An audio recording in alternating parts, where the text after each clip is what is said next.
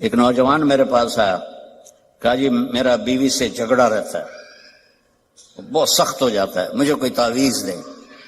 میں کہا یار میں تعویذ والا پیر کوئی نہیں ہاں، لیکن ایک بات سن لو، بیوی پہ تعویذ اثر نہیں کرتا، جو مرضی تو لکھو۔ اور آپ سے بھی کہتا ہوں، یہ جو بیٹھے ہیں نا عامل، یہاں بھی بہت ہیں، ہاتھ جوڑتا ہوں، یہ سب فراڈی ہیں۔ نہ اپنا وقت ضائع کرو، نہ پیسے ضائع کرو۔ میرے اوپر سایہ ہو گیا ہے، میرے اوپر جن ہو گیا ہوا ہے، میرے اوپر کسی نے جادو کر دیا۔ ہمیں اللہ کے نبی نے کہا ہے کہ آخری 2 صورتیں ہر جادو کا توڑ ہیں، قل اعوذ برب الفلق، قل اعوذ برب الناس۔ یہ پڑھو، کوئی جادو نہیں رہے گا۔ جادوگر اتنے بات کہنے پہ ہر ایک تے پھوکے ماری جاندے ہیں، اتنے 1000 دفعہ اے پڑھو، ایک ہانڈی لے آؤ، ہانڈی دے پھر تھوڑے وال پاواں گے، پھر اے کریں گے، پھر انہوں دم کریں گے، پھر انہوں زمین دباواں گے۔ اوے الو کے پٹھے ہیں سارے، اور آپ بے وقوف ہو سارے جو ان کے پاس جاتے ہو۔ جس کو رب نے قل اعوذ برب الفلق قل اعوذ برب الناس کی صورت دی ہو، وہ اس کو پڑھے اور آیت الکرسی پڑھے، اس پہ جادو ہو ہی نہیں سکتی۔ اتنے لمبے لمبے وظیفے بتاتے ہیں۔ دیکھو میرے نبی کا وظیفہ سنو۔ ایک شخص آیا، یا رسول اللہ میں چاہتا ہوں میرا رزق بڑھ جائے۔ اب سب چاہتے ہیں، میں بھی چاہتا ہوں کہ رزق حلال اللہ دے، کھلا دے۔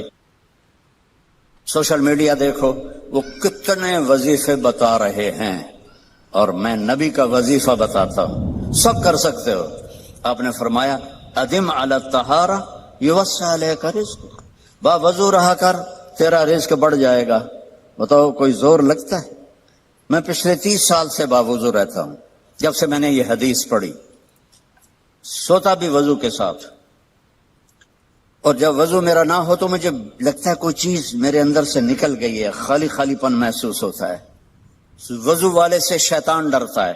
ایک دفعہ شیطان ہمارے نبی کے پاس آیا، آپ نے فرمایا یار یہ تو بتا تیرے دشمن کتنے ہیں؟ کہنے لگا جی 15 ہیں 15۔ تو آپ نے فرمایا کون کون؟ کا پہلا نمبر تھا تہاڈا ہی ہے، پہلے دشمن تو میرے آپ ہیں۔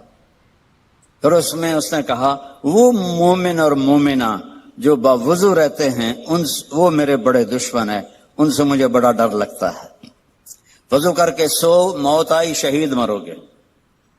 وضو کر کے سو، وہ ایک فرشتہ ساری رات آپ کے لیے تسبیح پڑھتا رہے گا۔ وضو کی عادت ڈالو، شیطان آپ سے ڈرے گا۔ کتنا آسان وظیفہ میرے نبی نے بتایا۔ تو آپ نے گھروں کی زندگی سمجھائی، تو میں نے اس سے کہا بیویوں پہ تعویذ اثر نہیں کرتے۔ انہوں نے کہا پھر کیا کروں؟ میں کہا جب بھی کھانے پر بیٹھو 2-3 لقمے کھلا دیا کرو اپنے ہاتھ سے۔ کہا اس سے کیا ہوگا؟ میں کہا تو دیکھ لوں کیا ہوگا۔ تو کچھ دنوں کے بعد اس کا فون آیا حال چال پوچھنے۔ میں نے کہا وہ میری بات پہ عمل کیا تھا؟ کہنے لگا نہیں۔ میں نے کہا کیوں؟ کہنے لگا شرم آتی۔ میں کہا الو دے پٹھے، کمزور نہ لڑ دیں تینوں شرم نہیں آتی؟ اللہ نے عورت کو کمزور پیدا کیا ہے۔ ایک شخص آیا حضرت عمر سے ملنے، تو لے کر آیا بیوی کی شکایت کہ وہ مجھ سے بہت لڑتی ہے۔ آگے دیکھا تو ادھر بھی بیگم نے چڑھائی کی ہوئی تھی، عمر جیسی شخصیت، وہ چھوٹے چھوٹے گھر، آواز باہر جا رہی۔ وہ تھوڑی دیر سنتا رہا، کہنے لگا تھے تو میرے کو بھی چوکھا کام میں۔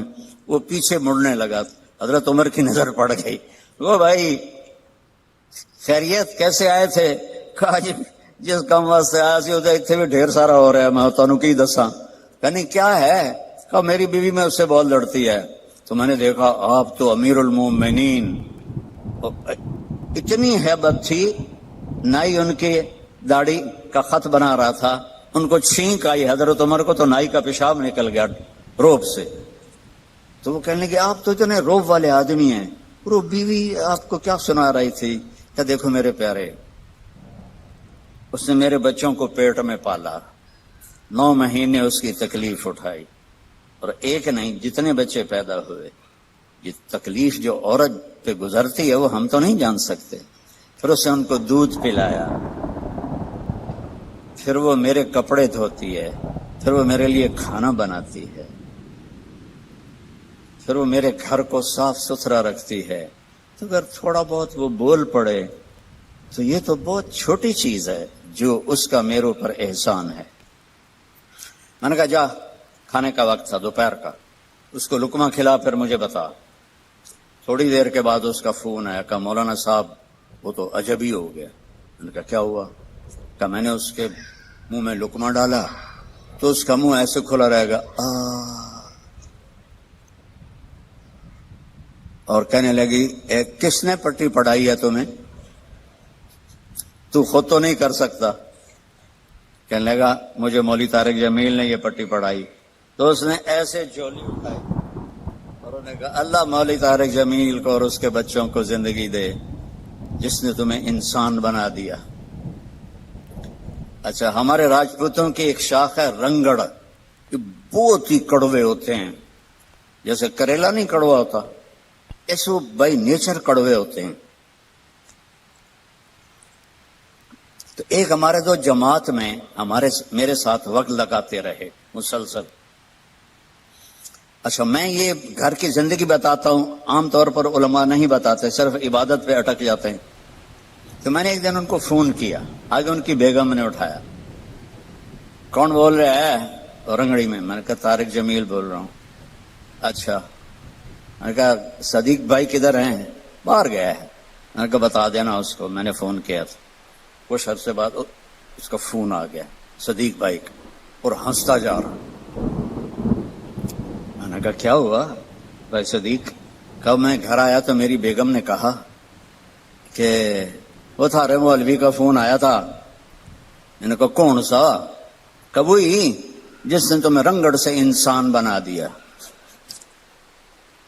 کہنے لگے میں نے کہا اللہ کی بندی میں پہلے انسان نہیں تھا؟ کہا نہیں۔ تو کیسے؟ کہتا ہے بتا ہماری شادی کو کتنے سال ہوئے؟ میں نے کہا 27 سال۔ کہا 27 سال میں کبھی مسکرا کے بولا ہے میرے ساتھ؟ تو کہنے لگا میں سر پر جانے لگا کہ واقعی میں تو کبھی بھی اس کے ساتھ ہنس کے نہیں بولا تھا۔ میں نے جب 1999 میں شروع کیا حسنین کو تو میرے سامنے 3 چیزیں تھیں۔ ایک ان کا علمی رسوخ ہو، اس کے لیے عربی کا سمجھنا بہت ضروری ہے۔ تو عربیت ایک چابی ہے، دینے والا تو اللہ ہے۔ دوسری میری تمنا تھی کہ ان کے اخلاق اچھے ہوں۔ آپ سے پہلے جتنے بچے یہاں سے نکلے ان سب کی میں نے تعریف سنی لوگوں سے، اور ایک چیز جو میں اضافی طور پر اس کی زبردستی پابندی کرواتا رہا کہ صاف ستھرے رہو، خوش لباس رہو۔ تو مجھے یہ ساری چیزیں وصول ہوں کہ یہ آپ کے بچے دور سے پہچانے جاتے ہیں۔ میں نے کہا کیسے؟ اللہ کی قسم چپ رہنے میں جو لذت پاؤ گی نا، پی جا ایام کی تلخی کو بھی ہنس کے ناصر، غم کو سہنے میں بھی قدرت نے مزہ رکھا ہے۔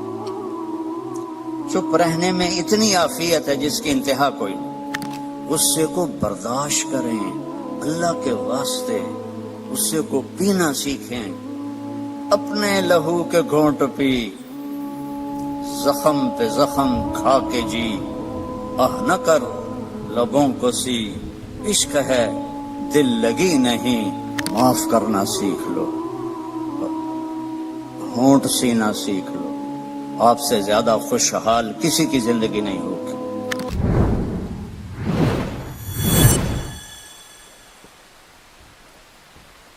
غصے کو برداشت کریں اللہ کے واسطے، غصے کو پینا سیکھیں، اپنے لہو کے گھونٹ پی، زخم پہ زخم کھا کے جی، آہ نہ کر لبوں کو سی، عشق ہے دل لگی نہیں، سینے پہ تیر کھائے جا، آگے قدم بڑھائے جا، یعنی زبان حال سے کہہ دے کہ ہاں ستائے جا۔ اللہ کی قسم چپ رہنے میں جو لذت پاؤ گی نا، پی جا ایام کی تلخی کو بھی ہنس کے ناصر، غم کو سہنے میں بھی قدرت نے مزہ رکھا ہے۔ چپ رہنے میں اتنی عافیت ہے جس کی انتہا کوئی نہیں۔ تھوڑی دیر کے لیے برداشت کر لو، تھوڑی دیر کے لیے، بیٹے کی، بیٹی کی، بیوی کی، خامند کی، بھائی کی برداشت کر لو، اس کے بعد وہ خود شرمندہ ہو کے آئیں گے، آپ کے اندر سکون پیدا ہو جائے گا، سکون. جیسے درد کا، کیوں میں سر درد کا مریض ہوں، 6 سال سے درد کو لیے پھرتے ہیں کب سے در بدر میں اور میرا سر درد. لیکن میں نے کہا جب یہ درد مجھے نہیں چھوڑتا تو میں کام کیوں چھوڑوں، پتہ نہیں کب موت آ جائے. تو جب وہ ٹیکا مجھے لگاتے ہیں تو میں کہتا ہوں آئے، اور اس کی جو وہ دوا ہے نا وہ اندر جا کے بہت درد کرتی ہے.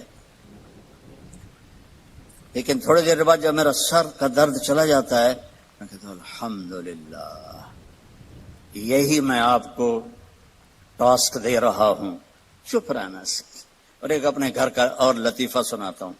ہماری دھوبن تھی ماسی شریفہ، ایڈی موٹی، قد چھوٹا، خطرناک کم میں، موٹے بھی ہوئے چھوٹے بھی ہوئے، وہ تو بندوق کی گولی ہے.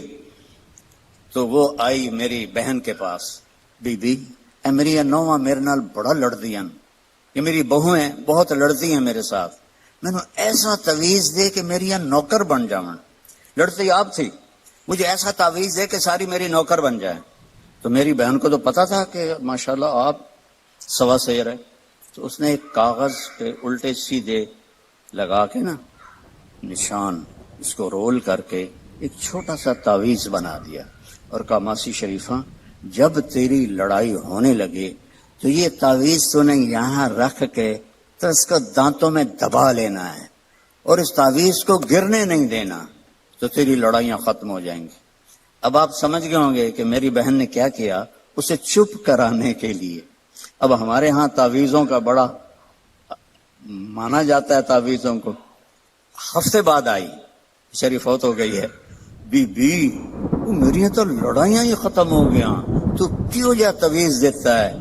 کیوں لڑائیاں ختم؟ ماسی شریفہ چپ ہو گئی، لڑائیاں ختم ہو گئی. جب آپ آگے کراس کریں گے نا تو پھر آپ میں دوریاں شروع ہو جائیں گی. اور سب سے خوبصورت رشتہ میاں بیوی ہے، سب سے خوبصورت رشتہ، سب سے اہم رشتہ، سب سے بڑا رشتہ میاں بیوی ہے. سینکڑوں آیات ہیں، سینکڑوں. کچھ والدین کی بھی سنو. میرے نبی نے فرمایا کاش میری ماں زندہ ہوتی. جن کی ماں، میں تو دونوں سے محروم ہو چکا ہوں، جن کی زندہ ہیں اس کو پلے باندھو. میرا نبی دو جہان کا سردار، کعبہ قوسین کا مالک، کہتا ہے کاش میری ماں زندہ ہوتی اور میں عشاء کی نماز مسجد میں باجماعت مصلی پہ کھڑا ہوتا اور میں سورۃ فاتحہ بھی شروع کر چکا ہوتا. ادھر آپ کا گھر تھا، ادھر سے میری ماں کی آواز آتی محمد، تو میں نماز توڑ دیتا. میں کہتا لبیک اماں، آ رہا ہوں. فرض نماز، نفل نہیں، فرض نماز میں توڑ دیتا. آپ نے حضرت عمر سے فرمایا تیرے دور میں ایک شخص آئے گا، اس کا نام ہوگا اویس، اس کا قبیلہ ہوگا عامر، اس کی شاخ ہوگی کرن. جب وہ آئے تو تو اور علی اس سے دعا کروانا. کہنے کہ یا رسول اللہ وہ کیا کرتا ہے وہ جو ہم دعا کروائیں؟ کہ اس نے ماں کی ایسی خدمت کی ہے کہ اللہ اس سے راضی ہو گیا ہے اور وہ جس چیز کے لیے ہاتھ اٹھاتا ہے اللہ پورا کر دیتا ہے. تو حضرت عمر حج پر اعلان کرتے بھائی کوئی اویس، کوئی اویس. کئی سال گزر گئے تو آخر ایک سال آپ نے سارے حاجیوں کو اکٹھا کیا اور کہا بھائی یمنی کھڑے رہو باقی بیٹھ جاؤ. تو یہ سارے بیٹھ گئے، یمنی کھڑے رہے. پھر آپ نے فرمایا عامر قبیلے والے کھڑے رہو باقی بیٹھ جاؤ. سارے بیٹھ گئے، تھوڑے سے کھڑے رہ گئے. پھر آپ نے فرمایا کرن کی شاخ والے کھڑے رہو باقی بیٹھ جاؤ. تو ایک آدمی کھڑا ہوا. آپ نے فرمایا تم کرنی ہو؟ کچھ اویس کو جانتے ہو؟ ہاں. تمہارا کیا لگتا ہے؟ کہ میرا بھتیجا ہے، سگا بھتیجا ہے، پر وہ تو ہلا ہوا ہے، کریک ہے، آپ اس کا کیوں پوچھ رہے ہیں؟ تو حضرت عمر کی آنکھوں میں آنسو آ گئے. کریک وہ نہیں، کریک تو ہے، یہ بتا ہے کہاں؟ کہا میں نے اس کو اونٹ چرانے کے لیے بھیجا ہے عرفات کی طرف. تو آپ نے حضرت علی کو ساتھ لیا اور بھاگم بھاگ اونٹ پر عرفات پہنچے تو دیکھا ایک درمیانے، آپ نے یہ بھی فرمایا اس کا قد ہوگا درمیانہ، اس کا رنگ ہوگا سیاہ، اس کو ہوئی ہوگی وہ برس کی بیماری جو کالا چٹا آدمی ہو جاتا ہے، وہ ٹھیک ہو گئی ہے، لیکن کمر پہ ابھی بھی ایک سفید داغ ہے اس کا. اتنی نشانیاں بتائیں. تو جب یہ دونوں حضرات پہنچے تو دیکھا تو وہ اویس ایک درخت کے نیچے نماز پڑھ رہے تھے اور اونٹ چل رہے تھے. یہ دونوں بیٹھ گئے پاس. اب یہ جب انہوں نے اویس کرنے نے دیکھ لیا بھئی 2 آدمیاں ہیں، تو انہوں نے نماز اپنی شارٹ کر دی اور سلام پھیرا. تو حضرت عمر نے پوچھا کون ہو؟ کہنے لگے مزدور ہوں، مزدوری کرتا ہوں. کہ تمہارا نام کیا ہے؟ کہا اللہ کا بندہ ہوں. آپ نے فرمایا بھائی جو نام تیری ماں نے رکھا ہے وہ کیا ہے؟ اب وہ تو پہلی دفعہ حج پہ آئے تھے، نہ عمر کو جانتے نہ علی کو. وہ کہنے کہ بھائی تم کون ہو میری تفتیش کرنے والے؟ تو حضرت علی بولے یہ امیر المومنین عمر ہیں، میں علی ہوں. پھر وہ کانپنے لگے، حضور مجھ سے گستاخی ہو گئی، میں نے پہلے آپ کو کبھی دیکھا نہیں، مجھے معاف کر دیں. حضرت عمر نے فرمایا ہاتھ اٹھا. کہنے کہ میں آپ کے لیے، آپ میرے لیے ہاتھ اٹھائیں؟ کہ نہیں، ہمیں ہمارے نبی نے فرمایا تھا کہ اویس آئے گا، وہ جب ہاتھ اٹھاتا ہے تو کبھی خالی نہیں آتے کہ اس نے ماں کی خدمت کر کے وہ مقام پایا ہے. نہ جہاد سے، نہ روزوں سے، نہ حج سے، نہ زکوٰۃ سے، نہ نفلوں سے، نہ ذکر سے، نہ تلاوت سے، نہ سخاوت سے، ماں کی خدمت سے. اور ایک اور حدیث سناتا ہوں. جب جنتی جنت میں جائیں گے نا اور جنت کے دروازے کے قریب ہوں گے تو اللہ تعالیٰ فرمائے گا سارے چلے جاؤ، اویس کو روک دو. تو وہ گھبرا جائیں گے، تو کہیں گے یا اللہ مجھے کیوں روکا ہے؟ ماؤں کی قدر کر لو اگر زندہ ہیں، مر گئی ہیں تو ان کی قبر پہ جایا کرو.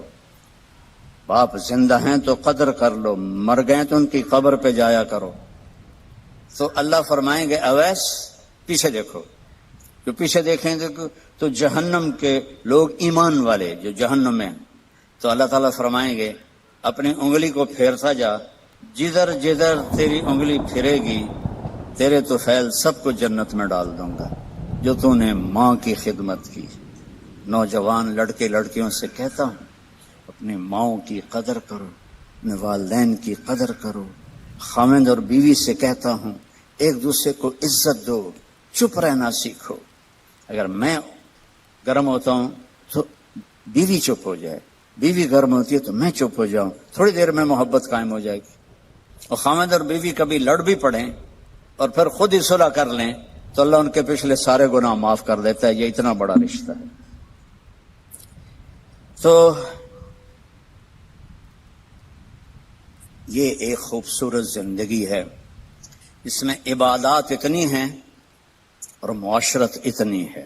بولنا کیسے ہے، صبر کیسے کرنا ہے، معاف کیسے کرنا ہے، درگزر کیسے کرنا ہے، اپنے آپ کو کیسے جھکانا ہے. تو میرے بھائی بہنوں، اللہ کی قسم زندگی کا حسن نہ بڑے گھر میں ہے، نہ بڑی گاڑی میں ہے، نہ زیورات میں ہے، نہ بڑے عہدوں میں ہے. زندگی کا حسن نبی کی زندگی کو اپنانے میں ہے، کیونکہ زندگی اندر ہے، باہر نہیں ہے، اندر ہے. اندر میں نہ گاڑی، نہ رولز رائس جاتی ہے، نہ سزوکی جاتی ہے. اندر میں نہ ہیرا جاتا ہے، نہ موتی جاتا ہے. اندر میں تو محبت جاتی ہے، سلوک جاتا ہے، وہ زندگی کو پانی دیتا ہے. تو اس کے ارادے کرو. جو آپس میں لڑے ہوئے ہیں سب صلح کر کے اٹھو، معاف کر کے اٹھو. بھائی بہن لڑے ہوئے ہیں. مجھے بھی پاکستان سے فون آیا ایک بچی کا، وہ حسب حال میں کام کرتی تھی، ناجیہ بیگ. اس کا مجھے فون آیا کہ جی میرا بھائی مجھ سے ناراض ہوا ہے اور اس نے میرا نمبر بھی بلاک کر دیا ہے اور مجھے اپنی ماں سے بھی نہیں ملنے دیتا. میری ماں بیمار ہے، آپ سے دعا کروانا چاہتی ہوں. کہ ماں سے بھی کوئی روکتا ہے، سگا بھائی ہو کر روک رہا ہے. بس